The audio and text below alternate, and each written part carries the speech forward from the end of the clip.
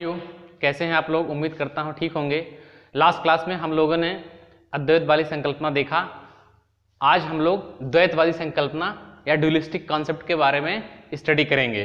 जैसा कि आप लोग जानते हैं कि अद्वैतवादी संकल्पना में केवल ब्रह्मांड की उत्पत्ति या यूनिवर्स की उत्पत्ति के संबंध में, पृथ्वी की उत्पत्ति के संबंध में केवल एक ही तारे का परिकल्पना किया गया था, लेकिन द्वैतवादी संकल्पना या ड्यूलिस्टिक कॉन्सेप्ट में दो तारे की संकल्पना मानी गई है। तो सबसे पहले चैम्बरलिन महोदय ने इसके ऊपर अपनी परिकल्पना दी, जिसको कि चैम्बरलिन की ग्रहाणु परिकल्पना कहते हैं, प्लैनेटरिज्म हाइपोथेसिस ऑफ चैम्बरलिन कहते हैं। तो ये जो चैम्बरलिन महोदय थे, इन्होंने अपनी हाइपोथेसिस का प्रपोज की थी 1905 अर्थात 1905 ईस्वी में इन्होंने अपनी हाइपोथेसिस दी थी। और इनकी जो हाइपोथेसिस थी वो किस पे आधारित थी? उन्होंने माना था कि यहाँ पर क्या है, जो आपका यूनिवर्स है, जो आपका सोलर सिस्टम है, सोलर सिस्टम के फॉर्मेशन में दो स्टार ने, दो प्रकार की तारों ने, दो प्रकार की हेवनली बॉडीज ने भाग लिया था। ठीक है, यहाँ जिसे कहा गया the hypothesis was based on the idea that a star passed close enough to the sun early in its life. मतलब शुरू में सूर्य के पास से एक और तारा निकला, ऐसा इनका मानता था। तो ये परिकल्पना चैम्बरलिन महोदय की, जो कि एक जियोलॉजिस्ट थे, और मोल्टन महोदय ने, जो कि एक एस्ट्रोनॉमर थे, इन दोनों ने मिलकर दिया और 1905 में ये प्रपोज किया। और ये जो परिकल्पना थी, कह सकते हैं कि रिवाइवल था। आप जैसे पहले बताए थे कासे-द-बफन की परिकल्पना का, जो कि 1749 ईस्वी में इन्होंने दिया था, और इसको हमने कोलिजन हाइपोथेसिस के नाम से जाना था। तो आप ये कह सकते हैं कि यह परिकल्पना एक रिवाइवल था कासे-द-बफन की परिकल्पना का, जो कि 1749 में 1749 में उन्होंने दिया था। तो हम पहले देखते हैं कि इन्होंने क्या क्या परिकल्पनाएं की, ये परिकल्पना क्या क्या की, एजुम्पशंस क्या क्या किए।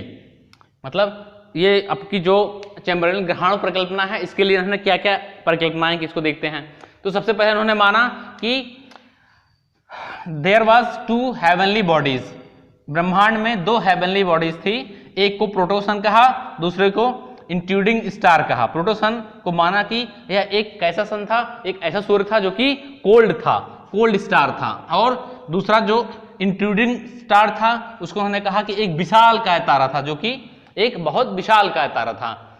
यहाँ पर देखिए, जैसा कि आप देख रहे हैं कि ये इन्होंने माना कि एक सन सूर्य था, और ये जो एक विशालकाय या जो कह सकते हैं कि जायंट स्टार था, वह जो था इस पाथ को अनुसरण करते हुए जा रहा था, इस पाथ को फॉलो करते हुए जा रहा था। और जब ये सूर्य के पास समीप से गुजरा, मतलब जब ये यहां पर आया, तो यहां पर इसने क्या किया, बहुत अधिक मात्रा में फोर्स लगाया, ग्रेविटेशनल फोर्स लगाया।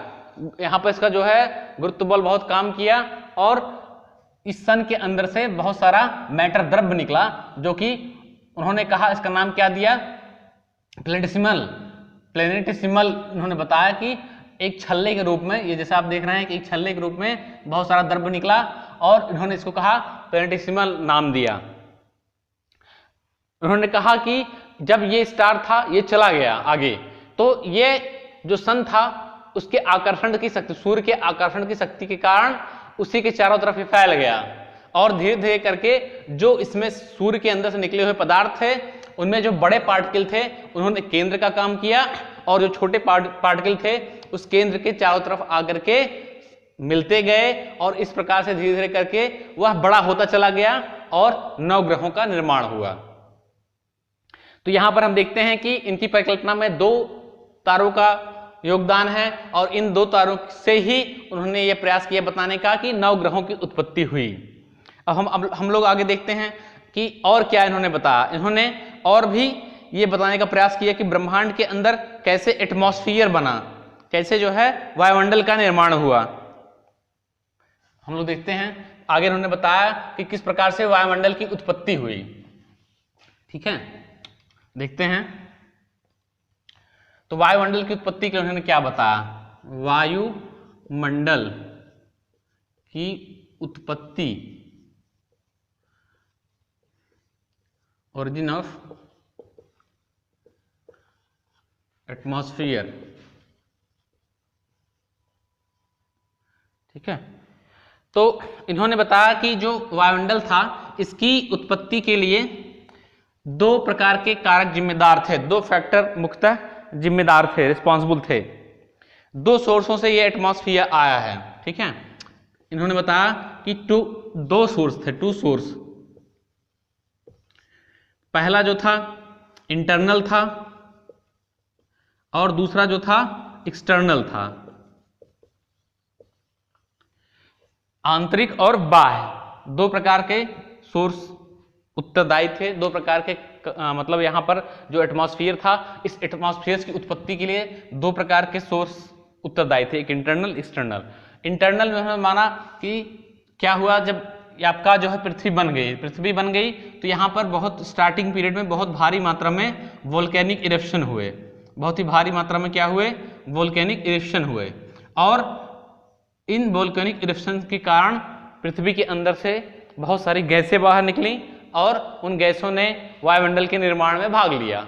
और एक्सटर्नल जो उन्होंने कहा जो बाह्य कारक थे, उसके अंतर्गत उन्होंने माना कि जो पृथ्वी थी इसने अपने अगल बगल चारों तरफ फैले हुए जो भी पदार्थ थे, जो भी उसमें गैसें थी, इनको धीरे धीरे क्या किया, कैप्चर कर लिया।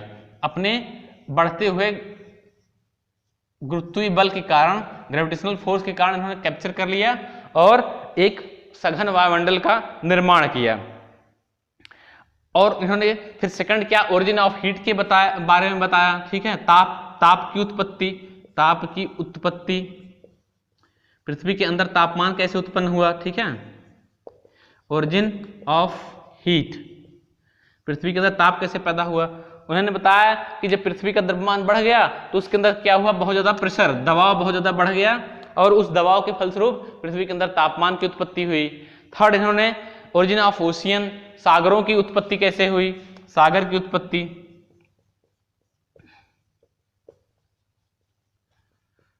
तो सागर की उत्पत्ति के संबंध में उन्होंने बताया कि जब जो है वायुमंडल का निर्माण हुआ तो वाष्प, जब घनीभवन हुआ वाष्प का, ठंडा हुआ जब वायुमंडल, तो वह बहुत अधिक मात्रा में बारिश हुई और जगह जगह वो जमा होने लगा जहां पर जमीन नीची थी, और ज्यादा पानी के दबाव से वह और नीचे चले गए, जिससे क्या हुआ कि इन महासागरों की उत्पत्ति हुई। अब हम लोग देखते हैं कि इस परिकल्पना का क्रिटिसिज्म क्या है, क्रिटिक्स कैसे कर सकते हैं, ठीक है।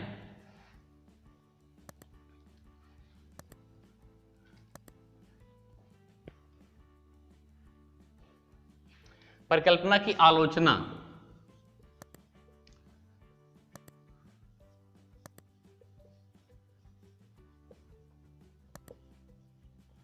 तो हम पहला पॉइंट ये कर सकते हैं कि अगर यहां पर दो तारों ने भाग लिया, अगर मान लीजिए दो तारे थे तो जो साथी तारा था वो कहां चला गया, ब्रह्मांड के अंदर, क्योंकि उन्होंने कहा कि भाई तारा एक निश्चित पाथ पे चल रहा है, अगर वो पाथ पे चल रहा है तो वो गया कहां, और अगर वो पाथ पे चल रहा है तो फिर इस पाथ पे उसको वापस लौट के आना चाहिए, तो आखिर साथी तारा गया कहां। दूसरा ये आरोप लगता है कि ब्रह्मांड के अंदर जो ब्रह्मांडीय पिंड हैं, ठीक है, जो आपके जो पिंड हैं, ये जो यूनिवर्स के, ये बहुत दूर दूर हैं, वह आपस में इतने पास नहीं आ सकते हैं जितना कि उन्होंने कल्पना कर ली पास आने की। फिर इसके बाद थर्ड चीज है, उन्होंने रोटेशन के बारे में कुछ नहीं बताया, जो पृथ्वी है उसकी रोटेशन के बारे में, या जो अन्य ग्रह हैं उसके घूर्णन के बारे में कुछ नहीं बताया कि उनके अंदर इतना एंगुलर मूवमेंट कहां से आया, कोणीय वेग इतना उनके अंदर कहां से आया, इस पे भी उन्होंने खामोश से कुछ नहीं कहा। फोर्थ हम क्या कह सकते हैं, फोर्थ उन्होंने ये नहीं बताया कि जो ये ग्रह हैं, ये प्लैनेट हैं, तो ये क्यों 9 ही हैं, उस समय 9 थे, मान लीजिए वर्तमान में क्या है 8 हैं, तो ये 9 ही क्यों उत्पन्न हुए, उससे कम या ज्यादा क्यों नहीं हुए, उसका सीक्वेंस ऐसा क्यों है कि बीच में ये बड़े क्यों हैं, क्योंकि आप देखेंगे तो कुछ इस प्रकार से हैं, जो आपके बड़े ग्रह हैं वो बीच में हैं और छोटे ग्रह अगल बगल में हैं, तो इसको भी नहीं वो बता पाए कि इस प्रकार से क्यों ये जनरेट हो गए, कि बीच में बड़े ग्रह क्यों हो गए, अगल बगल में छोटे ग्रह क्यों हो गए। तो इन्हीं सब आलोचनाओं के साथ हम इस परिकल्पना को यहाँ क्लोज करते हैं। Thanks for watching.